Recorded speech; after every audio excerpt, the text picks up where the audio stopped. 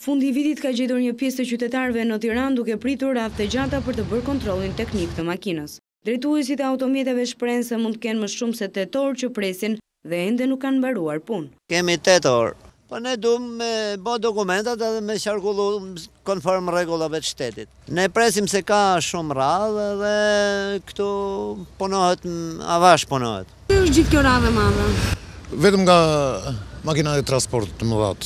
Taksat e makinës duhet që të paguhen brenda aktiviti, pasi më vonë do të duhet që të paguhen të dyja vitet bashkë, 2011 dhe 2012, pra 2 fishi taksës. Problemi është ky, që nëse nuk paguan taksën brenda aktiviti, qoftë edhe për një ditë që ti të ngrelet, domethënë, taksa e vitit të shkruar, e këtij viti, domethënë, ti je detyruar që këtë taksë ta paguash për gjithë vitin. Me pagu sot 1 milion, vitin tjetër unë do paguaj 2 milion pastaj. Shkak për radhët është edhe numri i pakët i sporteleve që ka qendra kolaudimit të makinave.